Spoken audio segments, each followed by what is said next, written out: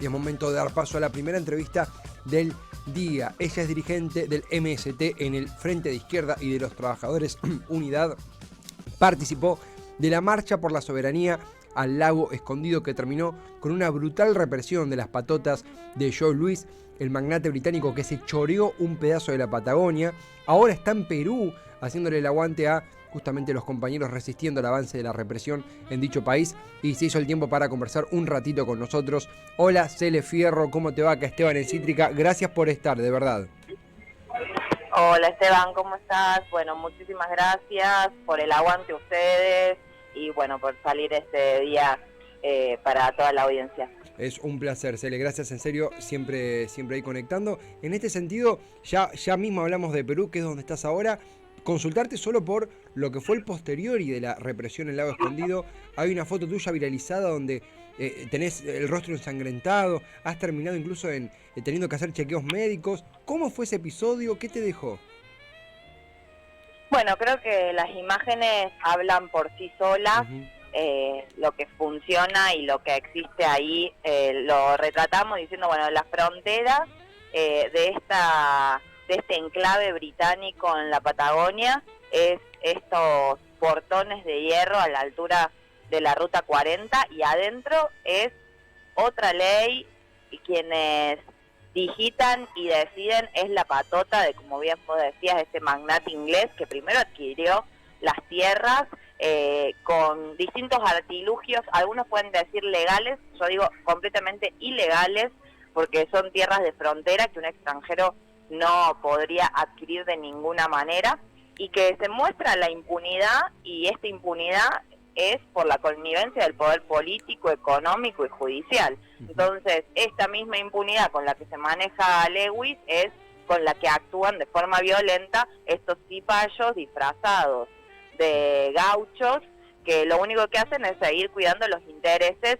de este patrón, que lo único que hace es seguir manteniendo este enclave británico en nuestra Patagonia, y ataca a todos aquellos que ponemos en cuestión justamente ese poderío, que denunciamos, que no acatan los fallos judiciales, que insisten en la apertura del camino público, que es el camino de Tacuipí, que es donde nos atacaron a nosotros.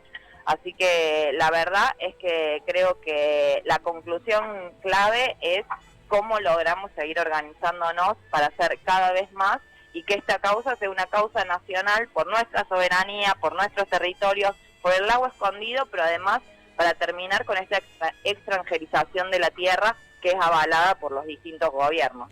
Cele, y para quien no está en tema, ¿cuál es el rol de, por ejemplo, la policía local?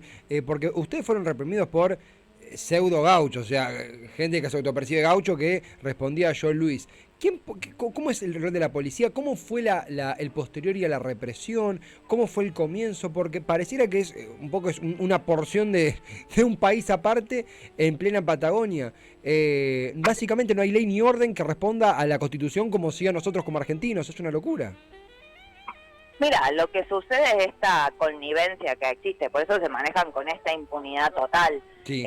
Lo primero que hay que recordar a quienes nos están escuchando es que el último fallo de la justicia por la apertura del camino público fue apelado por el gobierno de Río Negro, no por la empresa Hayden Lake, no por estos supuestos vecinos del Foyel, sino que fue por el gobierno. Entonces ahí vemos la connivencia. Escuchamos a la gobernadora Carreras decir que no es su prioridad, cuando por ejemplo sí fue prioridad de este gobierno junto con el gobierno nacional poner en pie un comando unificado para ir contra las comunidades mapuches, donde hoy todavía existen 4 compañeras detenidas en la misma provincia de Río Negro. Entonces hay prioridades y prioridades. La justicia saca ese fallo, pero después no basta el final de las consecuencias para que se cumpla.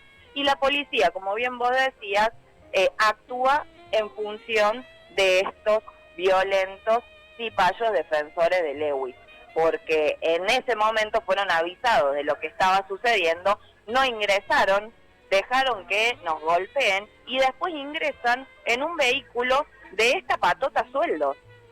Un vehículo que casi nos lo tiran encima. Digo, esa es la policía de Río Negro que termina defendiendo igual esos intereses. Por eso en las denuncias penales que llevamos adelante no solamente es por las lesiones que sufrimos, por la privación de nuestra libertad, sino también por el incumplimiento de el poder público que tendría que haber tenido la policía en ese momento y que sin embargo ni siquiera actuaron, sino que nos dejaron, digamos, completamente a que nos violenten.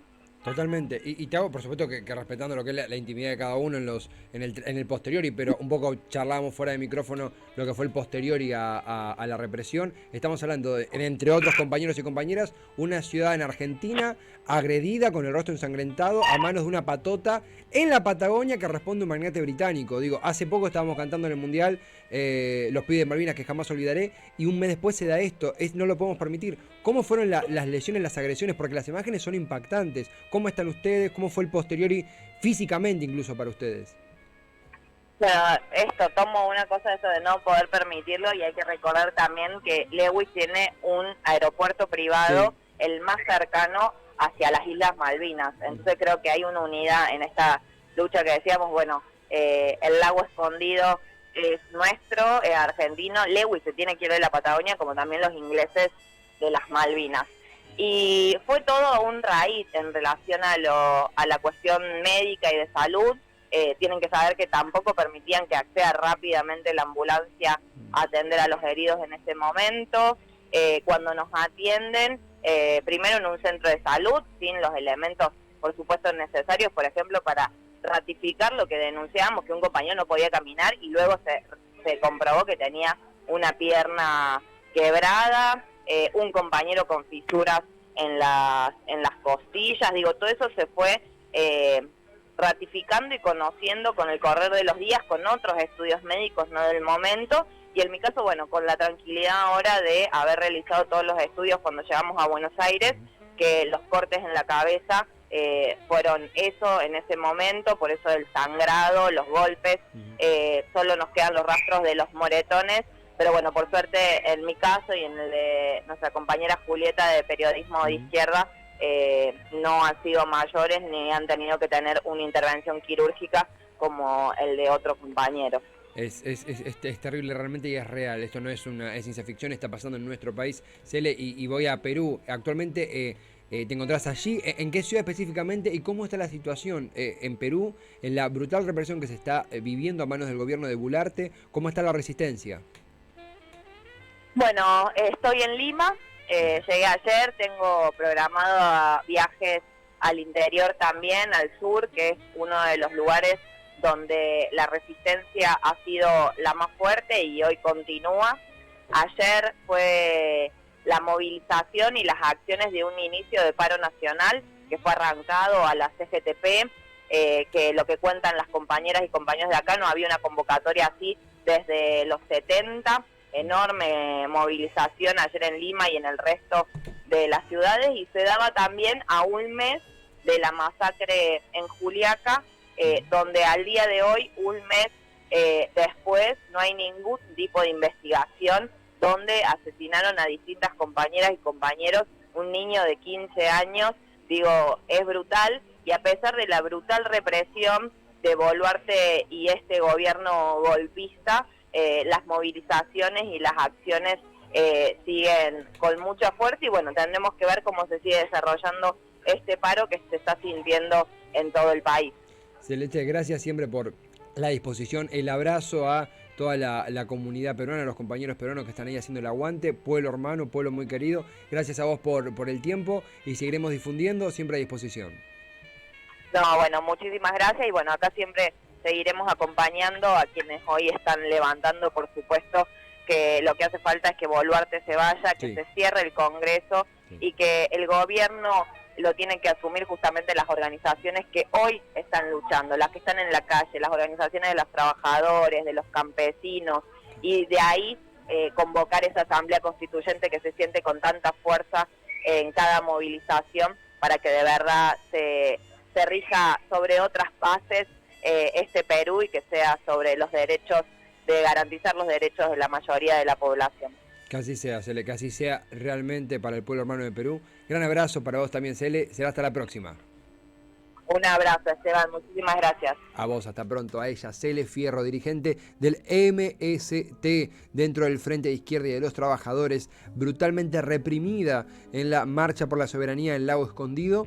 Y aparte de eso, actualmente en Perú haciéndole el aguante, resistiendo con los compañeros y compañeras peruanas que están bancando la brutal represión del gobierno de Dina Boluarte, bien auspiciado por las Fuerzas Armadas de Perú. Esperemos que pronto haya una solución pacífica, ciudadana y que juegue para los que menos tienen, cosa que hace mucho no sucede en Perú.